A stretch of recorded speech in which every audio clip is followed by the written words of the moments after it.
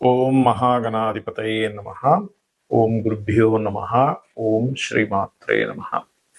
అరుణాం కరుణాతరంగితాక్షీం ధృతపాశాంకుశపుష్పబాణచాపాం అనిమాదిభిరావృతాం మయూకైః అహమిత్యేవ విభావయే భవానీం. శ్రీమాత్రే నమః. ప్రేక్షకులకి ఆ లలితాంబిక అమ్మవారి యొక్క అనుగ్రహం పరిపూర్ణంగా కలగాలని మనస్ఫూర్తిగా కోరుకుంటూ మనం ఈరోజు ఆంగ్ల నూతన సంవత్సరం రాబోతుంది ఒక 3-4 నెలల్లో. దానికి చాలామంది ఏమండి న్యూ ఇయర్ నుంచి గ్రహాలు ఎలా మారుతాయి, దానివల్ల మేము కొన్ని ప్లానింగ్స్ చేసుకోవాలి అడిగినప్పుడు నేను చెప్పింది ఏమిటంటే ఇది మనకు ప్రామాణికం కాదు, మనది ఉగాది నుంచే చూసుకోవాలని చెప్పినప్పుడు, లేదండి మేము మా లైఫ్ ప్లానింగ్స్ కొన్ని ఉంటాయి, ఈ సంవత్సరం ఇలాగానే ఇల్లు కొనాలా వద్దా, అసలు ఉద్యోగం మారచ్చా వద్దా, ఇన్వెస్ట్మెంట్ చేయాలా వద్దా, ఇలాగ వివాహం దగ్గర నుంచి ప్రతిదీ కూడా గ్రహాలు ఎంతవరకు సపోర్ట్ చేస్తున్నాయి, సపోర్ట్ చేయనప్పుడు అది కంపల్సరీ అవుతుంది. ఒక్కోసారి ఉద్యోగం మారడం కానివ్వండి, గృహం కొనుక్కోవడం కానివ్వండి, వివాహం కానివ్వండి, ఇన్వెస్ట్మెంట్ కానివ్వండి, ఏదైనా కానీ. మరి అలాంటప్పుడు ఇటువంటి పరిహారాలు చేసుకుంటూ దాన్ని ముందుకు వెళ్ళాలి అనే విషయం తెలుసుకోవాలి కదా. కాబట్టి మీరు కాస్త చెప్పండి అని చెప్పి నన్ను చాలామంది అడగడం వల్ల ఆంగ్ల నూతన సంవత్సరం యొక్క జనవరి నుంచి డిసెంబర్ వరకు ఉన్నటువంటి గ్రహస్థితిని అనుసరించి చెప్పడం జరుగుతుంది. అయితే ఈ విషయాలు చెప్తుంది నేనైనప్పటికీ కూడా చెప్పిస్తుంది సాక్షాత్ లలిత అమ్మవారిగానే భావిస్తే అసలు గ్రహాలు ఎలా మారుతున్నాయి ఈ న్యూ ఇయర్ చూద్దాం. ఇక్కడ చూసుకున్నట్లయితే మనకి నూతన సంవత్సరం ప్రారంభంలో అంటే జనవరి 1వ తేదీకి 1 డిగ్రీలో ఉంటున్నాడు శని. ఎందుకంటే ఈయన వక్రగతి మళ్ళీ ముందుకు వెళ్ళాడు కదా. 1 డిగ్రీలో ఉన్న శని జూలై 27కి 2026 జూలై 27కి వక్రిస్తాడు. వక్రించి అతని వక్రత్యాగము 10th డిసెంబర్ రోజు వక్రత్యాగం అనేటువంటిది పోతుంది, గుర్తుపెట్టుకోండి. రైట్. ఇక అలాగే మేజర్ ప్లానెట్ శని, రెండవది మేజర్ ప్లానెట్ అయినటువంటి గురువు మనకి జనవరిలో 27 డిగ్రీల్లో ఉంటున్నాడు మిథున రాశిలో. అలా ఉన్నటువంటి గురువు పర్టికులర్గా జూన్ 2వ తేదీకి కర్కాటకంలో కానీ ఉచ్చస్థితిలోకి వస్తున్నాడు. ఆ ఉచ్చస్థితిలోకి వచ్చినటువంటి గురువు మరలా ఎంతవరకు ఉంటాడు ఆ కర్కాటక రాశిలో అంటే 1 నవంబర్ 2026 వరకు ఉంటాడండి. అంటే 1 నవంబర్ 2026కి మళ్ళీ సింహంలోకి వెళ్ళిపోతున్నాడు. ఎందుకంటే మనకి ఆల్రెడీ 2025 సంవత్సరంలో అక్టోబర్, నవంబర్, డిసెంబర్ మాసాల్లో అతిచారంలో ముందుకు వచ్చి వెనక్కి వెళ్ళాడు ఆయన ఆల్రెడీ. అంటే అక్కడ ఒక 3 నెలలు ఆయన కాంబినేషన్ వచ్చేసింది. సో మళ్ళీ తర్వాత సింహంలో మళ్ళీ వక్రిస్తాడు. That is different thing. అది డిసెంబర్, జనవరి ఆ టైమ్స్లో జరుగుతుంది చెప్పాలంటే. రైట్. ఇక రాహుకేతువులు కూడా ఈ సంవత్సరం ఎప్పుడు మారుతున్నారు ఏమిటి అని చెప్పి చూసుకున్నట్లయితే పర్టికులర్గా ఈ రాహువు కేతువు 25 నవంబర్ 2026 వరకు సింహ కుంభరాశుల్లో ఉంటున్నారు. దాని తర్వాత ఈ కేతు కర్కాటకంలోకి వెళ్ళడము, రాహు మకరంలోకి రావడం జరుగుతుంది. కాబట్టి ఈ యొక్క గ్రహస్థితిని అనుసరించి ఎవరెవరికి ముందుగా లగ్నమే తీసుకోండి. లగ్నం తెలియదు అనుకున్న వారు రాశి హ్యాపీగా చూసుకోవచ్చు, దీనిలో ఏమీ కన్ఫ్యూజన్ లేదు. లగ్నం ఎవరికి తెలుస్తుంది అంటే టైం ఉన్న వారికి లగ్నం తెలుస్తుంది, టైం లేని వారు రాశి చూసుకుంటారు. మిథునం వారికి కనుక చూసుకుంటే ఈ సంవత్సరం నూతన సంవత్సరంలో గ్రహాలు ఏవైతే మారుతున్నాయో ఆంగ్ల నూతన సంవత్సరం గుర్తుపెట్టుకోండి. గ్రహాలు ప్రధానంగా రాశిలో గురువు ఉన్నాడు. ఎప్పుడు కూడా గురువు రాశిలో ఉన్నప్పుడు ఏంటంటే ఎక్కువ తిప్పుతాడండి. అలాగే జీవిత భాగస్వామి లేదా వివాహము, అదేవిధంగా అంటే ఈ లగ్నానికి లేదా ఈ రాశికి బాధకుడు అవుతాడు గురువు. బాధకుడు అయినందుకు ఈ సప్తమ స్థానం అయినందుకు, దశమ స్థానాధిపతి కూడా అయినందుకు కొంచెం ఉద్యోగ విషయంలో మంచి గ్రోత్ ఉంటుంది. ఒకవైపు స్ట్రెస్ ఉంటుంది. అంటే కొన్ని టార్గెట్స్ ఇవ్వడం, మిమ్మల్ని పలానా లీడర్ చేస్తున్నాడు టార్గెట్స్ ఇవ్వడం, తద్వారా తిరగడం లాంటివి ఇస్తూ ఉంటాడు. అయితే ఈ యొక్క గురువు జూన్ 2వ తేదీ నుంచి 2వ స్థానంలోకి వెళ్తున్నాడు. ఫైనాన్షియల్గా తీసుకునే డెసిషన్స్ కానివ్వండి, కుటుంబ అభివృద్ధి కానివ్వండి, ఫైనాన్షియల్ గ్రోత్ కానివ్వండి, మీరు జూన్ 2 నుంచి అనుకూలిస్తుంది. అయితే ఇక్కడ మీరు మీ పర్సనల్ చార్ట్లో కూడా అసలు ఏ దశ, ఏ అంతర్దశ, అది ఎంతవరకు ఇస్తుంది అనేది కూడా చూసుకోవాలి, గుర్తుపెట్టుకోండి. మీ personal chart is most important.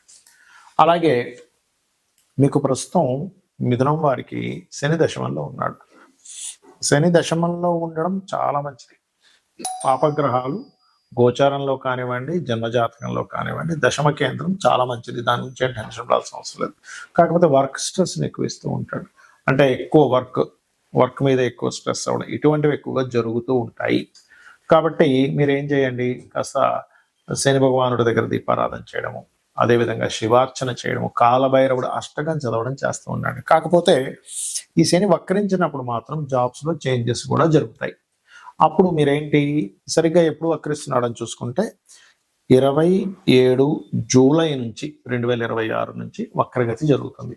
కాబట్టి మీరు ఉద్యోగం విషయంలో 27 జూలై 2026 నుంచి 10 డిసెంబర్ 2026 వరకు కూడా మీరు ఏం చేయాలంటే, ఈ సమయంలో ఉద్యోగ మార్పులు ఉన్నాయి కాబట్టి కాస్త జాగ్రత్తగా ఉన్నట్లయితే ఒక్కోసారి ఏమైపోతుందని సడన్గా తీసామంటారు. మనం ప్రిపేర్గా ఉన్నాం అనుకోండి, ఇంకో దగ్గర జాబ్ వెతుక్కుంటాం ఆ నెల 2 నెలలు ముందు నుంచే, అప్పుడు తీసేసినా సరే ఓకే ఫైన్ అని మనం మనస్తాపానికి ఇబ్బంది పడం. అలాగే రాహుకేతువులు ప్రధానంగా ఈ యొక్క 2026లో నవంబర్ 25కు మారుతున్నారండి. అంటే నవంబర్ 25 నుంచి మీకు ధనస్థానంలోకి కేతు వస్తున్నాడు. కాబట్టి నవంబర్ 25 నుంచి తీసుకునే డెసిషన్స్ విషయంలో చాలా జాగ్రత్తగా ఉండాలి. రాహు కూడా అష్టమంలోకి మారుతున్నాడు కాబట్టి నవంబర్ 25 తర్వాత వాహనాల మీద వెళ్ళేటప్పుడు, షేర్ మార్కెట్ రిలేటెడ్ సంబంధించిన విషయాల్లో, ఇన్సూరెన్సెస్ కొన్ని మనం నెగ్లిజెన్సీ చేస్తున్నాం, అటువంటివి ఏమీ చేయకూడదు. ఎందుకంటే ఆకస్మిక సంఘటనల స్థానంలో రాకున్నాడు. కాబట్టి దుర్గా ఆలయానికి వెళ్ళడం, అమ్మవారి నామస్మరణ చేసుకోవడం, మీకు నవంబర్ 25 తర్వాత ఎటువంటి మనీ రిలేటెడ్ ట్రాన్సాక్షన్స్ చేస్తున్నాం, ఒకసారి గణపతిని తలుచుకున్నట్లయితే అన్ని విధాలా మీకు బాగుంటుంది. మనం జీవితంలో ఎంతో కష్టపడుతున్నా, నిజాయితీగా న్యాయంగా ఉన్నా, ఒకరిని ఇబ్బంది పెట్టకపోయినా, ఎంతో హానెస్ట్గా ఉన్నా ఇబ్బందులు పడుతూ ఉంటాం. మనకు అర్థం కాదు ఏమిటిది, నేను ఎంతో మంచివాడిని కదా, ఎవరిని ఇబ్బంది పెట్టట్లేదు కదా, ఎంతో తెలివిగా ఉన్నాను కదా, అయినా నాకు ఎందుకు అవకాశాలు రావట్లేదు, నాకు ఎందుకు ఇంత ఇబ్బంది ఉంటుంది అంటే, మనకి జ్యోతిష్ శాస్త్రం కర్మ సిద్ధాంతం అంటే నువ్వు ఏ కర్మనైతే చేసావో ఆ కర్మ నువ్వు అనుభవించాలి, ఇంకోటి అనుభవించేది లేదు. కొన్ని ఉంటాయి, తల్లిదండ్రులు వంశం అనుభవిస్తూ ఉంటారు, కొన్ని దేవతా శాపాలు, కొన్ని పిశాచ బాధలు, ఇలా కొన్ని ఉంటాయి. అయితే ఇక్కడ మనం అర్థం చేసుకోవాల్సింది, ధనం రావట్లేదు పూర్వజన్మలో ఎక్కడో ధనపరమైనటువంటి విషయాల్లో నేను సరిగ్గా దాన్ని వినియోగించుకోకపోవడము, ఇబ్బంది పెట్టడము, అవమానించడము చేశాను ధనాన్ని, లేదా కుటుంబాన్ని సరిగ్గా చూసుకోలేదు, అప్పుడు ధనపరమైన ఇబ్బందులు వస్తూ ఉంటాయి.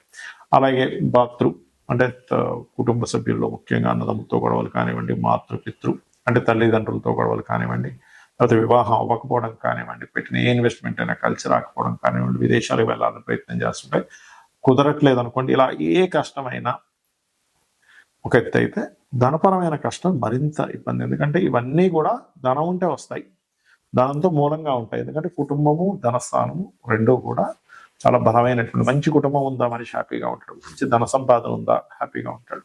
అయితే వీటితో పాటు అనారోగ్యము, కొన్ని పిశాచ బాధలు ఇవి కూడా ఉండవని చెప్పట్లేదు. కానీ మనం మరి ఎందుకు నిత్యము పూజలు చేస్తున్నా, లేకపోతే ఎంత చక్కగా ఉన్నా ఎందుకు మనకు అనుకున్నంత రావట్లేదు అంటే, మీరు చేసేటువంటి నిత్య పూజాది విధానంలో మనకి శాస్త్రంలో ఉంది ఏమిటంటే మంత్రము, యంత్రము, తంత్రము అంటారు. అంటే మంత్రం అంటే ఏమిటి, మీరు ఏదైతే లలిత సహస్రనామాలు చదువుతున్నారో, విష్ణు సహస్రనామాలు చక్కగా భక్తితో చేస్తున్నారు, ఏ అష్టోత్తరం, లక్ష్మీ అష్టోత్తరం ఏదైనా చేస్తున్నారు, అది మంత్రం. తంత్రము అంటే ఏ పుష్పాలు, ఏ ద్రవ్యాలతో చేస్తున్నారు. మనకి శాస్త్రంలో మన కామ్యం నెరవేరడానికి ఒక్కొక్క ద్రవ్యం చెప్పారు. కొంతమంది అక్షింతలతో చేస్తే, మరి కొంతమంది ఎర్రటి పుష్పాలతో చేయండి, లేకపోతే ఫలానా పదార్థాలతో హోమం చేయండి, మీకు శత్రు బాధలు ఉన్నాయంటే ఇలాగా మిరపకాయలతో చేయండి, లేకపోతే మిరియాలతో చేయండి అని చెప్తూ ఉంటారు. అది ద్రవ్యం. సో తాంత్రికం అంటే అది. ఇక యంత్రము ఎంత గొప్పదంటే, మనకి మన యొక్క కర్మని కంట్రోల్ చేసేది ఉంటుంది. అయితే మనకి మార్కెట్లో కామన్గా ఇలాంటి యంత్రాలు మనకి చక్కగా లభిస్తుంటాయి, తెచ్చుకుంటారు, పూజించుకుంటుంటారు. ఈ యంత్రానికి ఉన్న శక్తిని బట్టి అంతవరకు దాని ఫలితం ఇస్తుంది. అయితే మనకు శాస్త్రంలో చెప్పింది ఏమిటి అంటే, ఈ రకంగా ఈ ప్యూర్గా లేనట్లయితే అది అంత ఫలితం ఇవ్వదు. ప్యూర్గా ఉండాలి ఎప్పుడు కూడా. మనకి ఎనీ ప్రోడక్ట్ చూడండి, అది ప్యూర్గా ఉందా లేదా, అది ఎంతవరకు బలం చూపిస్తుంది అని చూస్తూ ఉంటాం కదా. ప్యూరిటీకి ఎక్కువ నాణ్యత, ఎక్కువ కాలం మానడము, దాని ఎనర్జీ ఎక్కువగా ఉండడం జరుగుతుంది. మన అందరికీ తెలుసు. ఆర్గానిక్ ఫుడ్ కానివ్వండి, మనం వాడే ఏ వస్తువు అయినా కానీ, ఒక లెదర్ బ్యాగ్ కానివ్వండి కదా, అలాగే శాస్త్రంలో వెరీ క్లియర్గా ఇలా ఇది ఏమిటంటే చూసుకున్నట్లయితే చూడండి క్లియర్గా, ఇది లక్ష్మీ యంత్రం, ప్యూర్ కాపర్ అనమాట. ఇది ప్యూర్ కాపర్, మీరు టెస్ట్ చేయొచ్చు కూడా కావాలంటే. ఈ ప్యూర్ కాపర్ మీద మరి యంత్రం వేసుకొని తీసుకెళ్ళి ఇంట్లో పెట్టేసుకుంటే వస్తుందా అంటే అలా పనిచేయదు. మనకి చాలామంది పాపం అమాయకంగా మార్కెట్లో ఏది దొరుకుతుంది కదా అని తీసుకెళ్ళి పూజ చేసేసుకుంటారు. ఇది పూజ చేసుకున్నందుకు కొంత ఫలితం ఇస్తుంది, నేను ఇవ్వదు అని చెప్పట్లేదు. కానీ ఇదే యంత్రంలో గనక మీరు చక్కగా దీనికి పంచవాసములు అంటారు. అంటే ధాన్యవాసము అంటే ధాన్యంలో ఒక రోజు పెడతారు, పుష్పవాసం పుష్పాల్లో ఒక రోజు పెడతారు కొన్ని మంత్రాలు చదివి, అలాగే జలావాసం జలంలో కొన్ని రోజులు పెడతారు, అలాగే క్షీరావాసము భూవాసం, ఇలా 5 వాసములు చేసినప్పుడు దీనికి ఒక శక్తి వస్తుంది. ఇలా 5 వాసాలు చేసినటువంటి యంత్రానికి రుద్రాభిషేకం చేస్తారు. ఏకాదశ రుద్రాభిషేకం, సహస్ర రుద్రాభిషేకం చేసేవారు కూడా ఉంటారు. అలా చేసి కొన్ని జపాలు కొన్ని రోజుల పాటు జపం చేసి ఈ యంత్రానికి శక్తిని చేకూరుతారు. ఈ పద్ధతి మనకి ఆలయాల్లో పెడుతూ ఉంటారు. మీరు గమనించండి, ఇప్పుడు మనకు మన రాముడి విగ్రహం పెట్టేటప్పుడు కూడా కొన్ని వేల సంఖ్యలో కొన్ని లక్షల సంఖ్యలో జపం చేసి దానికి పెట్టారు. ప్రతి ఆలయంలోనే మనకి ఆదిశంకరాచార్యులు వారు కూడా యంత్ర స్థాపనలు చేశారు. తిరుపతిలోని చాలా ప్రదేశాలు. అంటే అది ఆకర్షణ ఇస్తుంది. ఆకర్షణ ఎప్పుడైతే ఎక్కడైతే ఉంటుందో, ఎందుకంటే కుజుడు ఆకర్షణ కారణం, కుజుడికి సంబంధించిన మెటల్ ఈజ్ కాపర్. కాబట్టి ఇక్కడ మీరు అర్థం చేసుకోవాల్సింది ఏంటంటే, మీరు అనుకున్నంత స్థాయికి మీరు వెళ్ళలేకపోతున్నారు, మీరు ఇంకా రీచ్ అవ్వలేకపోతున్నారు, ఎంత ధర్మంగా ఉన్నా ఎంత కష్టపడుతున్నా అంటే మన కర్మ అడ్డుపడుతుంది. కర్మని తొలగించేటువంటి శక్తి కుజుడికి ఉంటుంది. అంటే కుజుడు అంటే ప్రయత్నం. అందుకే నువ్వు ప్రయత్నం చేయి, నీకు గ్రహాలు కూడా అనుకూలిస్తాయంటూ ఉంటారు. అంటే కుజుడు ప్రయత్నం, కుజుడు కష్టపడి చేసేది, ఎలాగైనా సరే విక్టరీ అవ్వాలని. అందుకే చూడండి, ఎవరికైనా కుజుడు స్ట్రాంగ్గా ఉంటే వాళ్ళు ఈ యొక్క స్పోర్ట్స్లో రాణిస్తారు. సరే, ఏంటంటే కర్మకారకుడు, ఆయనే మనకేం శత్రువు కాదు, మన కర్మ మనకు అందిస్తున్నాడు. మనం ఒక రక్షణ కవచంగా మనం ఏర్పరచుకోవాలంటే మంత్రం, తంత్రం, యంత్రం. సో ఈ యంత్రాన్ని పెట్టుకొని మీ గోత్రనామాలతో చేయించుకొని మీరు కనుక ఇంట్లో పెట్టుకొని మీరు కనుక దానికి రోజు నిత్య అనుష్ఠానం అంటారు, పొద్దున్న సాయంత్రం చక్కగా పూజ చేసుకోవడము, దానికి నైవేద్యం కొబ్బరికాయ కొట్టచ్చు. పంచోపచార పూజ, ఏదో పెద్ద పెద్ద పూజలు ఏం అక్కర్లేదు, చక్కగా పంచోపచార పూజ అంటే గంధము, పుష్పము, అదేవిధంగా నైవేద్యము, ధూపం, దీపం, భక్తి శ్రద్ధలతో కనుక చేయగలిగితే మీరు పడేటువంటి కష్టానికి ఫలితం ఉంటుంది, గుర్తుపెట్టుకోండి. అయితే ఇక్కడ ఏంటంటే మనం తీసుకునేటువంటి యంత్రం దాన్ని ఎంత ఇదిగా క్రియేట్ అవ్వాలి. ఇప్పుడు చూడండి, ఒక సిమ్ కార్డ్ ఉంది, మనం వెళ్ళి సిమ్ కార్డు కొనేసుకొని మనం ఫోన్లో పెట్టుకుని పని చేయదు. ఎందుకు పని చేయదు? దాన్ని అది యాక్టివ్ అవ్వలేదు. సరే, యాక్టివ్ అయ్యింది, మంచి సిమ్ కార్డు తీసుకోవాలి. అంటే అలాగా మంచి సిగ్నల్స్ వచ్చే కంపెనీ తీసుకుంటాం, లేకపోతే సిగ్నల్స్ సరిగ్గా రావు.